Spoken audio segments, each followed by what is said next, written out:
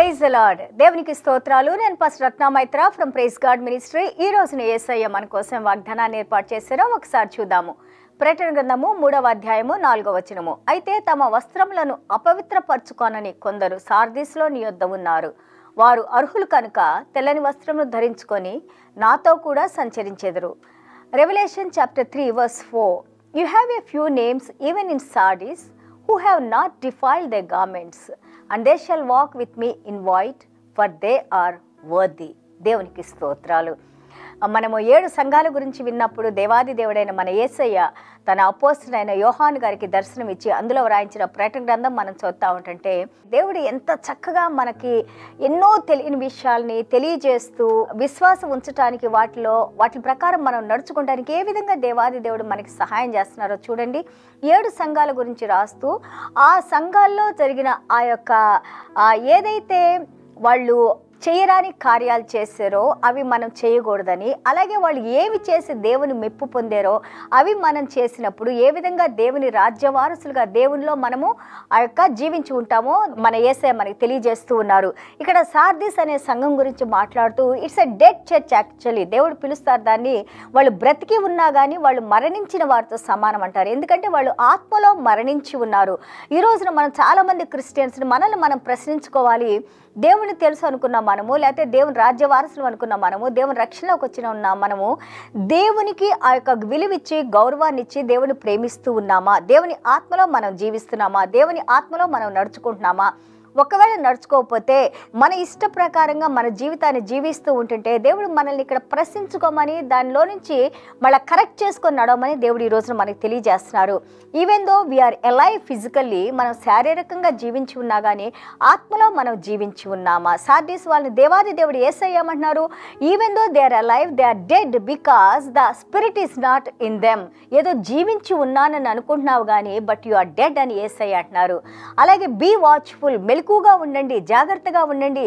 చూడండి, మనకి మత్తయి సువార్త 24:42 వచనం, అలాగే 24:44 వచనం, అలాగే మత్తయి సువార్త 25:13 వచనాన్ని మనం చూస్తూ ఉంటే దేవాది దేవుడు అంటున్నారు, ఏ సమయంలో ఏ గడియలో దేవాది దేవుడు వస్తారో తెలియదు కానీ మనల్ని మెలకుగా ఉండమంటున్నారు, జాగ్రత్తగా ఉండమంటున్నారు.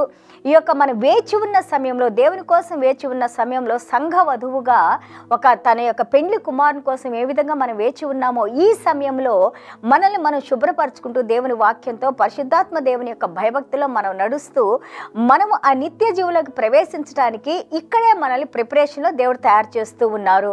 అలాగే మనం చూస్తూ ఉంటుంటే ఎందులో అయితే మనం పడిపోతా ఉన్నామో దేవుని పాదాల దగ్గరికి వచ్చి మనం వేడుకుందాము, ఆయన శక్తిని మని ఆయనలో జీవించడానికి కావాల్సిన కృపను అనుగ్రహించమని మనం వేడుకుందాము.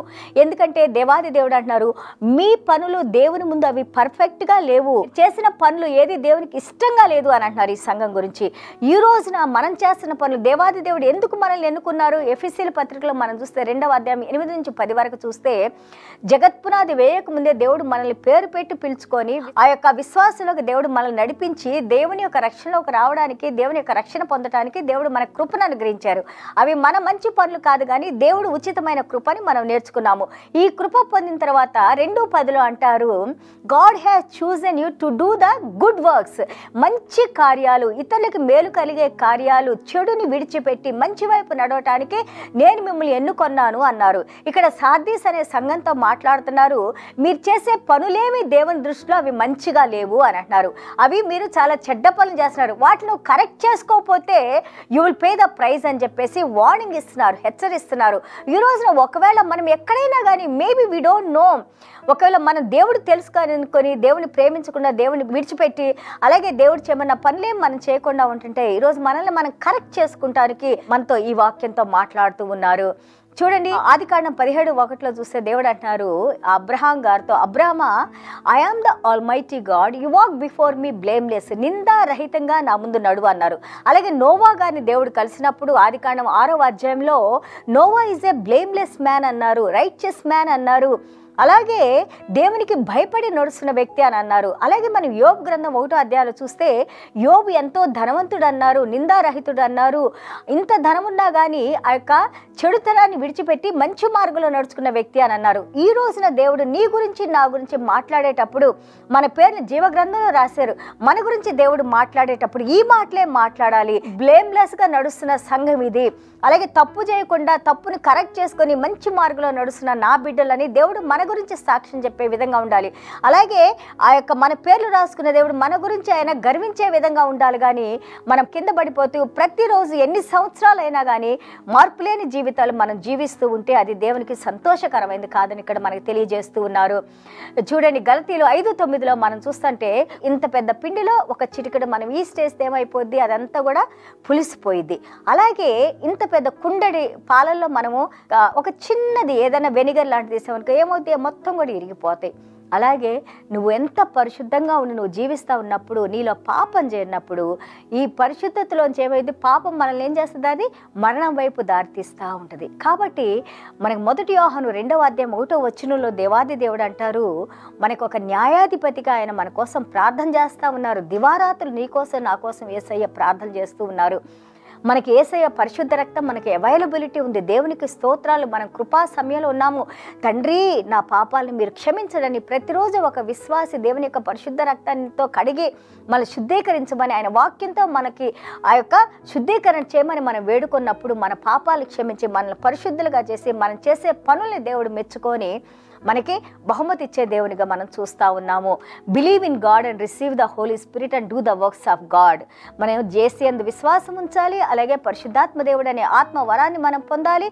అప్పుడు మనం చేసే పనులు పర్ఫెక్ట్గా చేయడానికి పరిశుద్ధాత్మ దేవుడు సహాయం చేస్తూ ఉంటారు.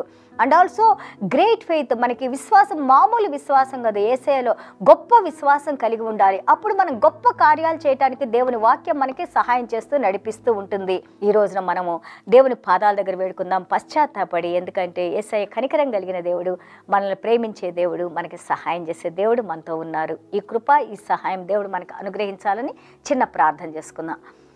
యేసయ్య మీకు వందనాలు, స్తోత్రాలైనా. Thank you Lord. Father God, teachers Lord how to be watchful nod. మెలకుగా ఉండి మేము ప్రార్థించిన ఆయన ప్రభా, మా పనులు పర్ఫెక్ట్గా ఉండిన ఆయన ప్రభా, మీరు ఆ 7 సంఘాలతో మాట్లాడిన ఆ యొక్క తండ్రి ప్రభా, యొక్క మెచ్చుకున్న మాటలు నాయన, అలాగే ఏవైతే చేయొద్దన్నారో అవి మేము చేయకుండా నాయన, అలాగే ఆ రివార్డ్స్ అన్ని 7 సంఘాలకి మీరు ఉంచిన ఆ బహుమతులు నాయన ప్రభా, ఇదిగో ప్రైజ్ గాడ్ మినిస్ట్రీగా నాయన, మీ రివార్డ్స్ పొందే సంఘంగా నాయన, మీ వాక్యానుసారంగా జీవించే సంఘం నాయన, ఎత్తబడే సంఘంలో ఉండే సంఘంగా నాయన ప్రభా, మమ్మల్ని మా కుటుంబాన్ని అలాగే వాక్యాలు వింటున్న ప్రతి ఒక్క బిడ్డ ఏ దేశం నుంచి నాయన ప్రభా బిడ్డలు వాక్యాలు వింటున్నారో వారిని, వారి కుటుంబాన్ని నాయన, వారికి ఉన్న సమస్తాన్ని మీరు దీవించిన ఆయన, మా ప్రతి పాపాన్ని, శాపాన్ని, దోషాన్ని, దుర్నీతిని మీ పరిశుద్ధ రక్తంతో కడిగి వేసిన ఆయన ప్రభా, మాలో ఉన్న ప్రతి దోషాన్ని తీసివేసిన ఆయన, మీ ఆత్మను ఎల్లవేళలా మాతో ఉంచిన ఆయన ప్రభా, ఇదిగోనైనా మా గురించి మీరు తండ్రి సన్నిధానంలో తండ్రి చెప్పే విధంగా నాయన, గర్వించే విధంగా నాయన, మీ మనసుని ఇష్టపెట్టే సంఘంగా నాయన, ఇష్టపెట్టే బిడ్డలుగా మమ్మల్ని దీవించి నాయన, మీ పరలోక రాజ్యపు వారసులుగా నాయన ప్రభా, మీ దగ్గర నుంచి రివార్డ్ తీసుకునే బిడ్డలుగా నాయన, మంచి ఆరోగ్యాలతో, దీర్ఘాయుష్తో,